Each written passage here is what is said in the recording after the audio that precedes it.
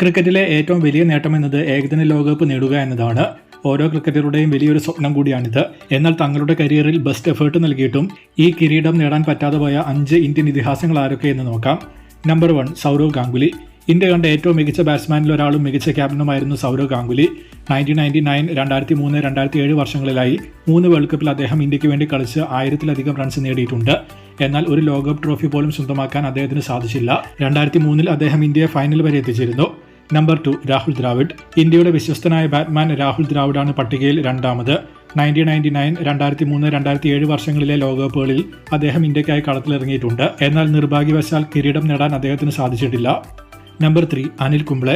ഇന്ത്യയുടെ എക്കാലത്തെയും മികച്ച ബൗളേഴ്സിൽ ഒരാളാണ് അനിൽ കുംബ്ലെ. ഇന്ത്യക്കായി ഏറ്റവും കൂടുതൽ വിക്കറ്റുകൾ നേടിയ ബൗളറാണ് അദ്ദേഹം. 1996, 1999, 2003 ലോകകപ്പുകളിൽ പങ്കാളിയായെങ്കിലും ട്രോഫി നേടാൻ അദ്ദേഹത്തിനും സാധിച്ചിട്ടില്ല. നമ്പർ 4 ശിഖർ ധവാൻ. ICC ടൂർണമെന്റുകളിലെ മിന്നും പ്രകടനം കാരണം മിസ്റ്റർ ICC എന്നാണ് ധവാൻ അറിയപ്പെടുന്നത്.